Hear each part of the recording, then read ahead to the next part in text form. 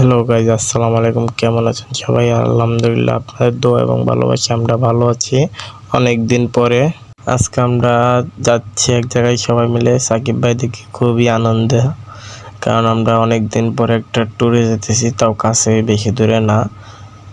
আর সাথে আছেন আমাদের প্রিয় সুমন ভাই এবং সোহেল ভাই, আরও আছে আপনার শাহাবুদ্দিন ভাই, মিয়াদ ভাই। তো আমরা সবাই মিলে অনেক দিন পরে ট্যুরে যেতেছি। মিয়াদ ভাই দেখি হাসি খুশি আমার ক্যামেরা দেখে আর পোজ দিতেছে। সাকিব ভাই হাসিয়া দিছে। সুমন ভাই বইসা রয়েছে, সাথে আছে আমাদের শাহাবুদ্দিন ভাই। হঠাৎ আমরা বাস থেকে নেমে রেল দিয়ে হাঁটা শুরু করি। তো আস্তে আস্তে আমরা যাবো ওই পাশে কারণ যাইতেছি এক জায়গায়। আপনাদের দেখাতেছি, এটা কুড়িল বিশ্ব রোড। তো এখানে সবার গলা নাকি শুকিয়ে গেছে, সুমন ভাই বলতেছে, সাকিব ভাই বলতেছে।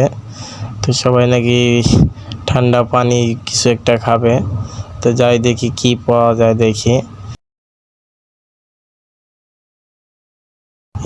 একটা দোকান আসলো, দোকানের মধ্যে শাহাবুদ্দিন ভাই আর মিয়াদ ভাই চলে গেল আগে আগে। আমি, সুমন ভাই, সাকিব ভাই, সোহেল ভাই সবার পিছে। এখন দোকানে গিয়ে দেখি কাকু শরবত বেচতেছে। তো মিয়াদ ভাই জিজ্ঞেস করলো যে কত টাকা। কাকু বললো 10 টাকা গ্লাস। তো ওই পাশে গিয়ে দেখি কাকু বানানো শুরু করে দিছে। তো আমরা মানুষ যেহেতু 6 জন, তাই 6 গ্লাস খাবো। তো কাকু মশলা পানি দিতেছে, গ্লাসটাকে ধুয়ে নিল, অনেকক্ষণ যাবত থুয়ে দিছে। কাকু মশলা পানি দিতেছে, এখন ঠান্ডা পানি দিবে। ঠান্ডা পানি দিয়ে এক এক করে সবাইকে দিবে। মিয়াদ ভাই দেখতেছে পানি ঠান্ডা না গরম।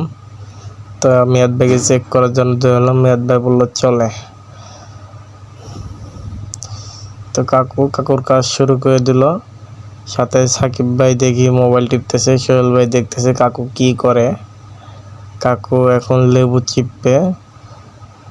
তবে একটা জিনিস আমি ভাইবা খুব অবাক হই, কাকু এই বয়সে আইসা তার কেরামতি দেখাইতেছে। দেখেন আপনারা, মিয়াদ ভাই, সাকিব ভাই, শাহাবুদ্দিন ভাই মোবাইল টেপে ব্যস্ত। মিয়াদ ভাই, সাকিব ভাই, সোহেল ভাই আসতেছে কি জানি দেখা। পরে আমি ক্যামেরা নিচে, তারা সরেছে। কাকু যে ঝাঁকিটা দিয়েছে, বাবা রে বাবা।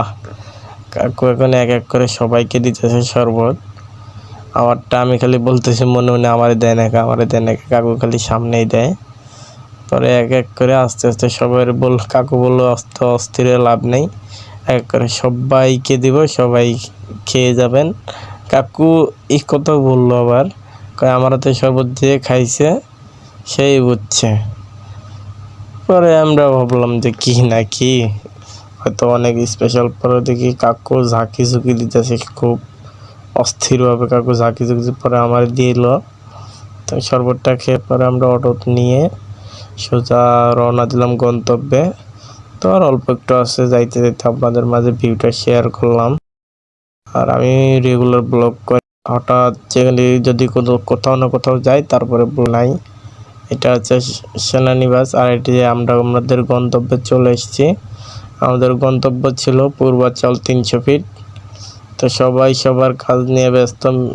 শাহাবুদ্দিন ভাই শুধু খালি মোবাইল টিপতেছে, আর কিছু করে না। আর মিয়াদ ভাইকে মাঝে মধ্যে চেতাইতেছে।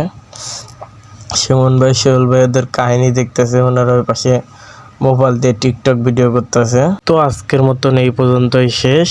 আর আপনাদের ভিডিওটা কেমন লাগছে আশা করি কমেন্ট বক্সে জানাবেন।